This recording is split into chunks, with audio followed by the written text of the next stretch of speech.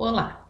Então, hoje nós vamos falar sobre as correções das atividades das metas 1 e 2 que vocês ficaram para realizar a partir do momento que essas atividades foram disponibilizadas no Google Drive. Em relação à meta 1, ela falava para relacionar as semelhanças da epidemia causada pela gripe espanhola com a pandemia causada pelo coronavírus.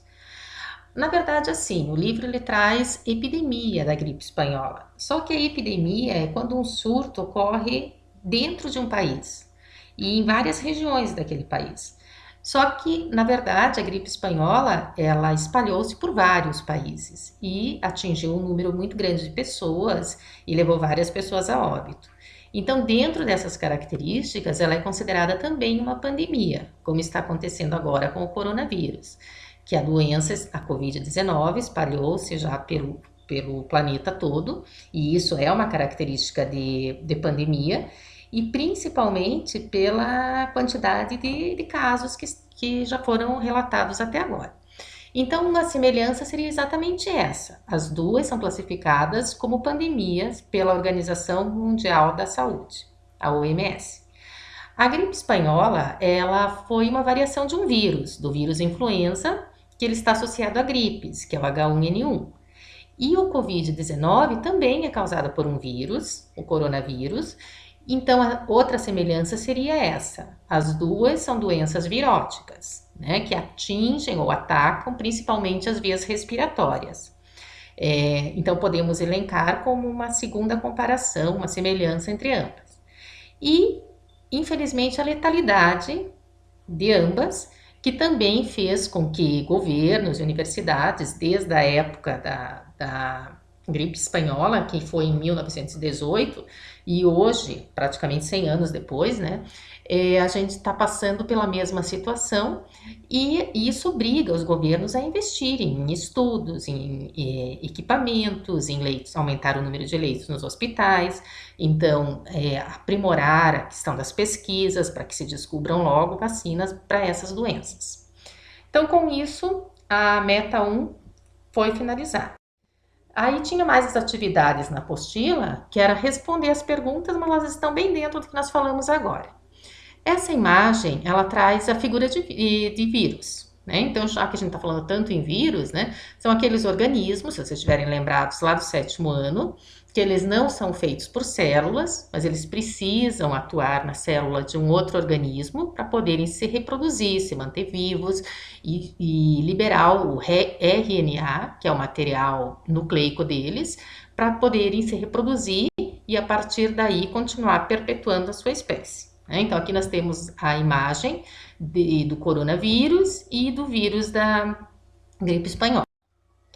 A imagem seguinte, ela traz ali algumas doenças muito graves, consideradas, né, pandemias, porque atingiram várias pessoas e desde o ano 1320 até hoje, 2020, então a gente vê que o mundo tem passado por diferentes pestes, pragas, surtos, né, doenças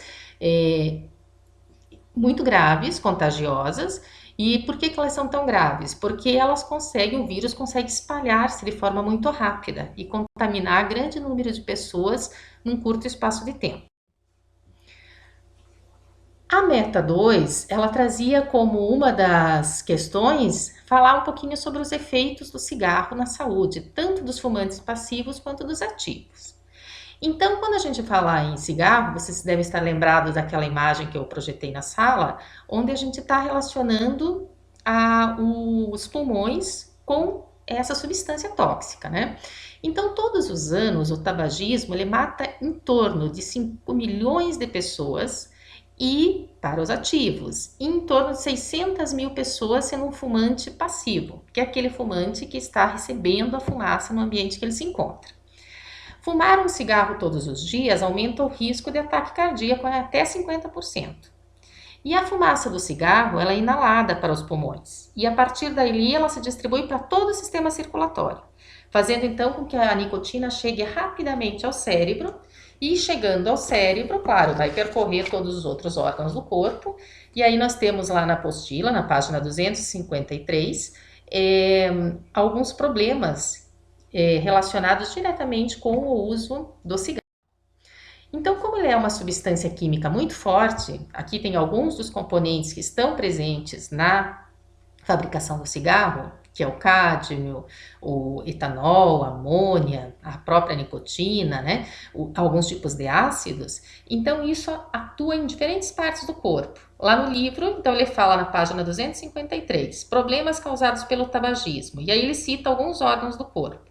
No sangue, por exemplo, aumenta o índice de leucemia. Nos ossos, a osteoporose e a fratura, principalmente de alguns ossos da bacia e da coluna. Na pele, provoca rugas e envelhecimento precoce.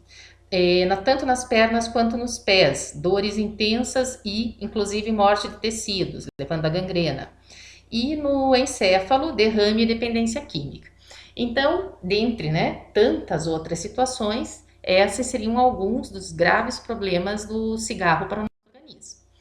E para finalizar, nós temos aqui aquela imagem comparativa que eu tinha passado para vocês lá na apresentação feita em sala, mostrando o pulmão doente, né? Ele muda drasticamente a coloração, os vasos eles ficam enrijecidos, né? O ar não vai conseguir passar, ocorrer uma ventilação, uma oxigenação nesse pulmão, e aí em contrapartida a comparação com o pulmão saudável, que tem sempre esse aspecto mais rosáceo, né? Os vasos, as estruturas, os alvéolos, todos em perfeito funcionamento.